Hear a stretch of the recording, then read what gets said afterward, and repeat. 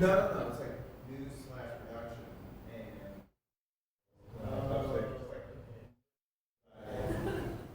it's like I've never seen. And like a lot of them are cool. Like,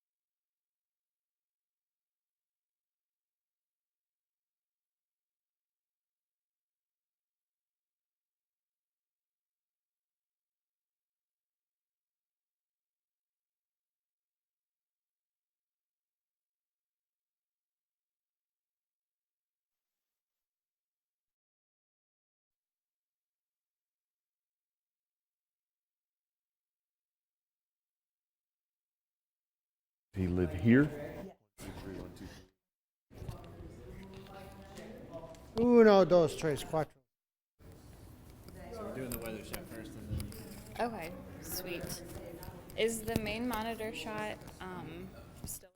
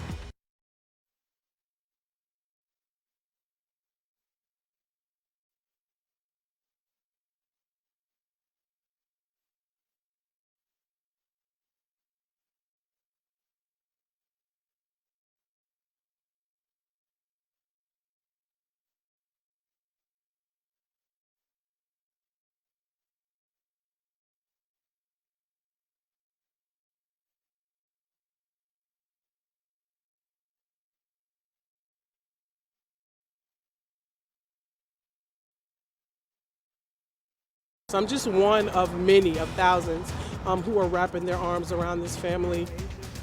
The Woodmore Fund is now being distributed to families affected by the tragic bus crash. We'll tell you how it's being divvied up. With coverage you can count on, this is Channel 3 Eyewitness News at 11 in HD. Good evening. Thank you for joining us. I'm Greg Glover. And I'm Cindy Sexton. We'll tell you all about the Woodmore Fund in just a minute. First, now that you've probably dug out your heavy coats and gloves, keep them handy. It's going to be a cold Saturday in the Tennessee Valley, much like today. And tonight as well. Chief Meteorologist Paul Barris is standing by right over there, the Storm Alert Center, to bring us details. How cold, Paul? Well, right now the temperatures are dropping fast because the winds have died down, and as the temperatures drop, we're going to see some teens in many, many spots. In the cities itself, it'll still be in the 20s, but very low 20s. Let's show you currently what some of these temperatures look like. Currently 30, it's dropped 1 degree in the past hour, but it will be dropping into the 20s all across the Tennessee Valley. It's already 27 Nashville, 24 Louisville, 19 out near Paducah. The weather headlines: a frigid night tonight with cool Saturday coming up and much warmer Sunday, so get ready. The cold air is coming in, and it looks like it's not going to stick around long. Sunday, it should be warming up, and then some rain by next week. We'll tell you all about that in my 7-day forecast. Paul, thank you. The Woodmore Fund is now distributing the community's contributions to families affected by the bus crash. That crash happened 2.5 weeks ago. Since then, people from all over have raised more than $200,000.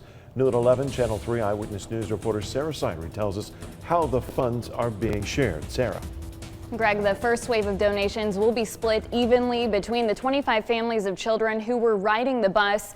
The second phase will go to those families who lost a child and ones dealing with extended hospital stays.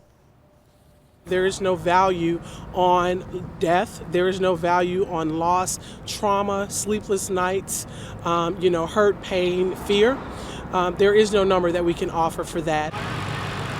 Although nothing can erase what happened on Talley Road last month, the families with children on bus 366 are now on the receiving end of some relief.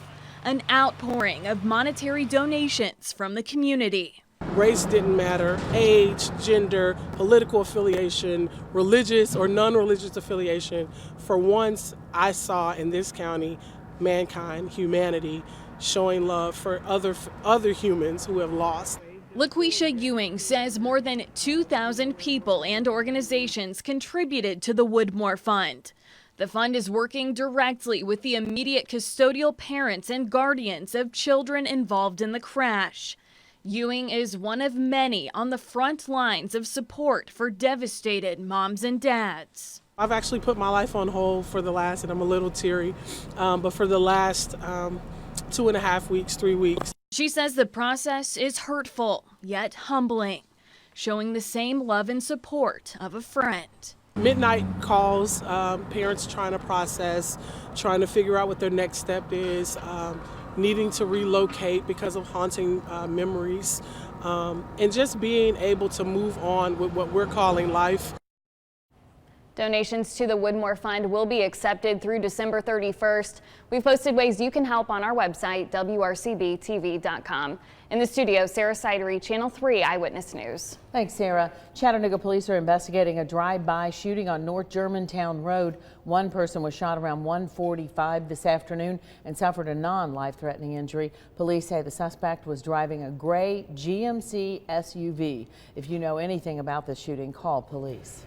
The Hamilton County Sheriff's Office needs your help tracking down an armed robber. Officials say around 8 o'clock this morning, a man held up the convenience store on Pattontown Road in Ooltewah. He's described as being short, heavy-set, a white male wearing khaki pants and a gray hooded sweatshirt.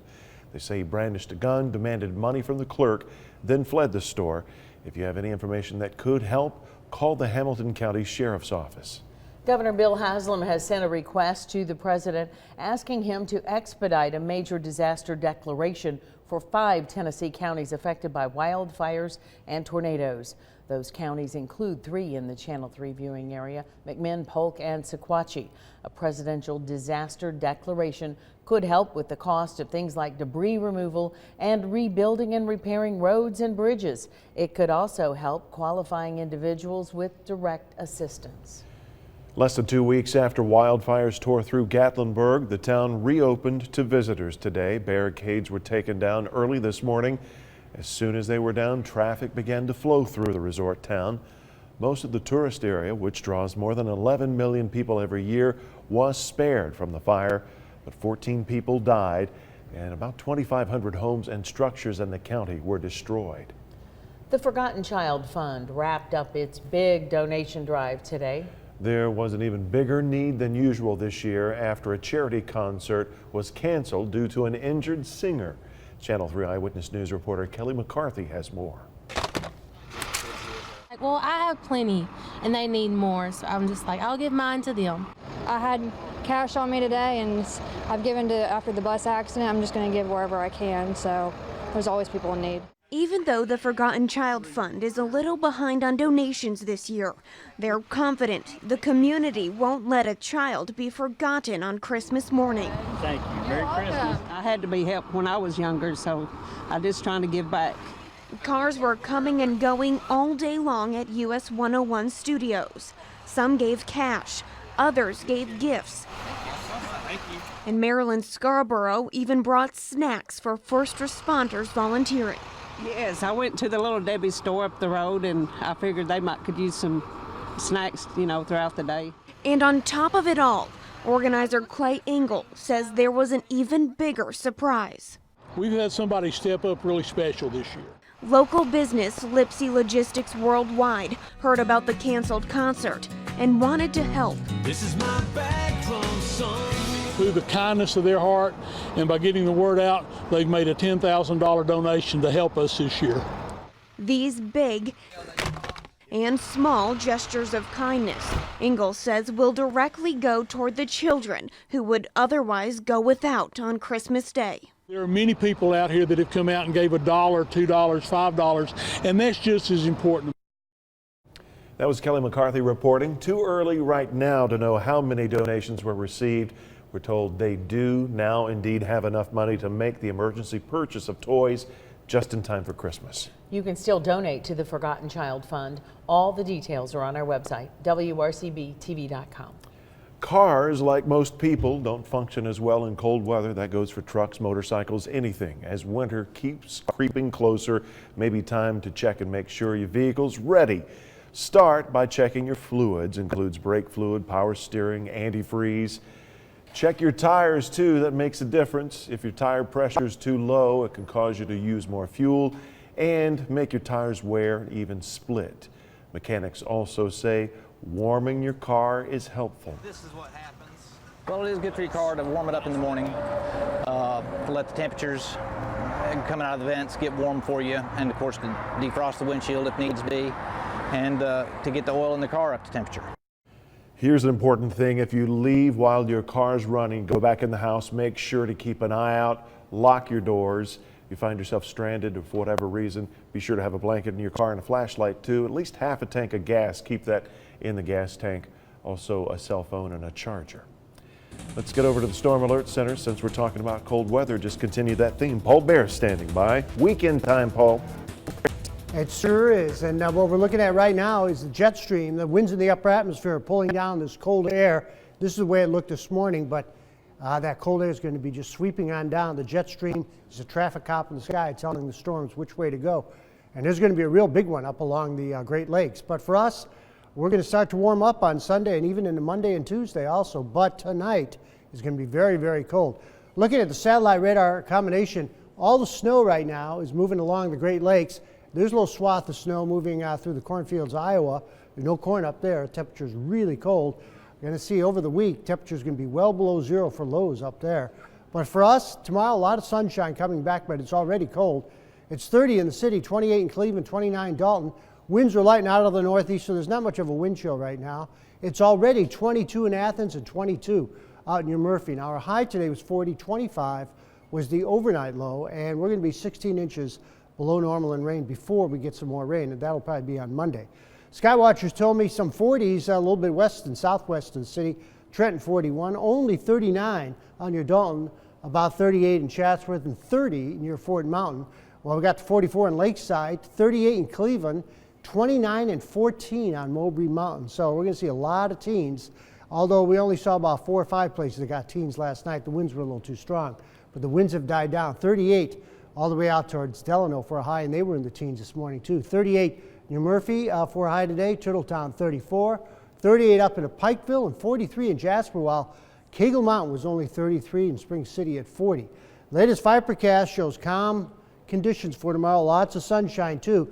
This little clipper is going to be moving right across the Great Plains and into the Great Lakes with snow. That's all snow off to the north. We're going to be on the warm side of this clipper, so it's going to pull up that warm, and that's what the arrows are indicating. A fairly good, strong southerly wind. Showers by Sunday evening will be to the west of us. And then just before dawn, we'll probably start to see some showers moving across the Cumberland Plateau into the valley, and they could stick around, at least through Monday afternoon, and maybe into the overnight too, but very, very light rain, not a lot. And by Tuesday morning, most of the showers push off into the Blue Ridge, and then some drier air moves in to Tuesday afternoon. Right now, we're thinking maybe about 1/4 to maybe 1/3 of an inch of rain generally around the area coming up on Monday. So tomorrow, Appomattox, sunshine, but only 44 degrees. That's not a bargain. Resaca, 45 with more sunshine. So the forecast for tonight, 22 in the city, but a lot of teens away from the city with clear skies. For tomorrow, sunny, 45. Light winds tomorrow night, 27 with clear skies again and light winds. 7-day forecast Sunday, warming up to 52 and a few more clouds. And even warmer, 61 coming up on Monday with an excellent chance for that rain. 63 on Tuesday, and the showers fade away. 53 on Wednesday, and then cooling down next Thursday and Friday into the low 40s. So another blast tonight, and you'll need to just stay real warm tonight. Just we're be feeling careful. it. It yeah, is but cold. it's, at least the wind's not that strong, so you won't feel that bad. All right. Okay. Still to come here at 11, a chilling confession from Dylan Roof, a self-proclaimed white supremacist who killed 9 parishioners at a historically black church. The latest from day 3 of his trial next. Hi everyone, Leslie here at the TFP. If you've ever known someone to say, I can't find a hotel in Chattanooga, that is not going to be the case. And soon, yet another hotel being built. We have that one and all of the other downtown hotel projects for you this weekend, times3press.com.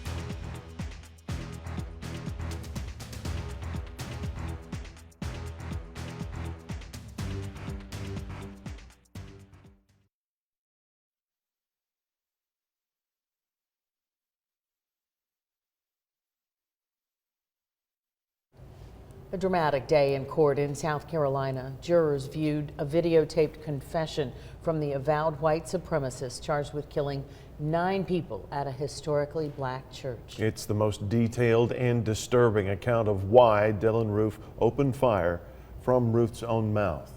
NBC's Gabe Gutierrez has the latest. In his chilling confession, Dylan Roof said he considered himself a white supremacist, telling FBI agents, I went to that church in Charleston, and you know, I did it. Then, later chuckling, well, I killed them, I guess. This is security video of Roof entering Charleston's Emmanuel AME Church last year. He told investigators he chose the historic location because he thought it would resonate. He said the Trayvon Martin case woke him up and prompted him to research black-on-white crime online. What I did is still minuscule to what they're doing to white people every day, he told FBI agents. Prosecutors showed jurors the confession on the 3rd day of Roof's federal trial, where he's accused of 33 counts, including hate crimes. Minutes before the massacre, during Bible study, prosecutors said Roof could be seen in this Snapchat video. When the bloodshed was over, he quietly walked out, gun in hand. I was in absolute awe that there was nobody out there, he told investigators, adding that if officers had been waiting for him, he would have shot himself. Instead, police arrested him during a traffic stop the next day, and he seemed surprised when he was told 9 church members had died. When the FBI agents asked him what he would tell the families of the victims, he said, "I couldn't even look at them." Investigators found a journal in his car with a swastika scrawled inside and this entry, "I would love for there to be a race war." Roof's defense team is not disputing the facts of this case. Their goal is to avoid the death penalty. It would be the first such punishment in a federal trial involving hate crimes. Gabe Gutierrez, NBC News. The trial is scheduled to continue on Monday. When we come back to Eyewitness News at 11, a Secret Santa pays off nearly 200 layaways. We'll hear from one of the lucky shoppers. And a police officer saves a goose that was stuck with a fishing lure. Find out why he was the perfect man for the job.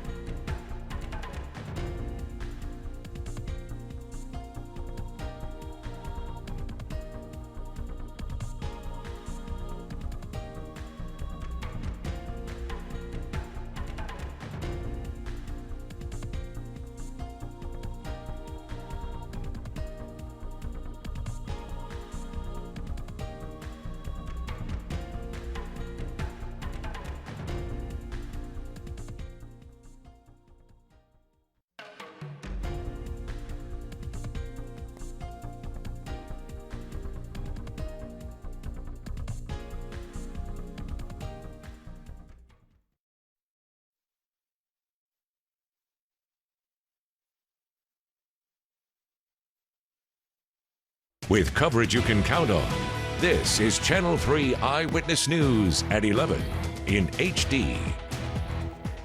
President Obama has officially ordered all flags to be flown at half-staff in honor of John Glenn. The flag on top of the White House was lowered this afternoon in honor of the former astronaut and United States Senator.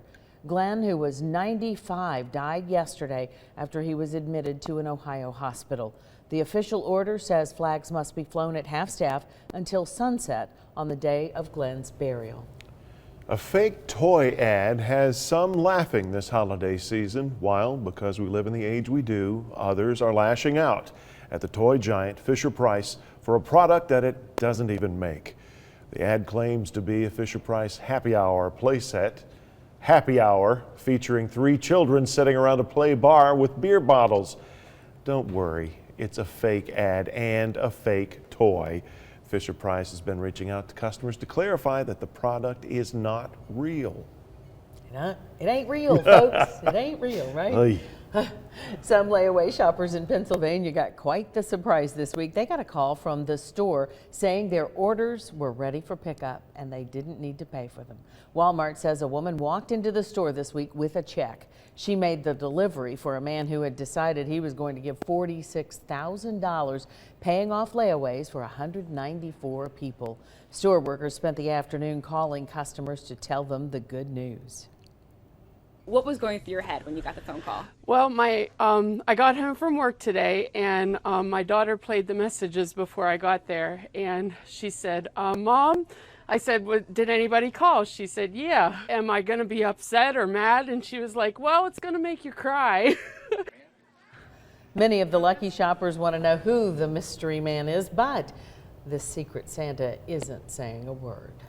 A police officer in Connecticut was doing more than fighting crime today. He even rescued a goose who's in distress. Call came in, the goose had a fishing lure stuck in its beak and caught on its wing, leaving the goose in just a tangled mess. A life-threatening situation for that bird. Officer Robert Dukowski answered the call. Turns out he was the perfect one to help because he is an experienced fisherman and he grew up raising ducks, if you can believe it. He was able to remove that lure and set the goose free. Aww.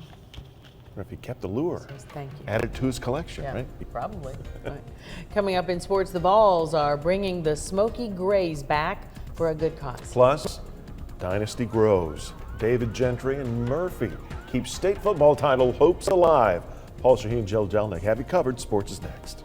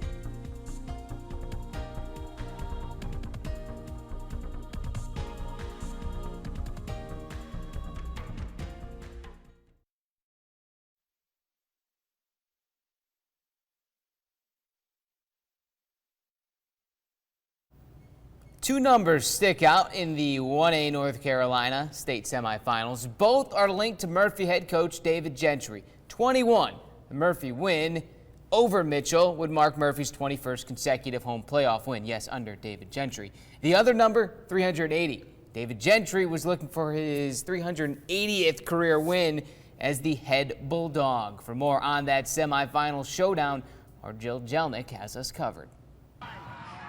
Going into the season, the Murphy Bulldogs had just 8 seniors on their roster, but their goal to get back to the state championship game didn't change. Now, heading into their semifinal against Mitchell, the Bulldogs are just 1 win away from their second state title appearance in 4 years.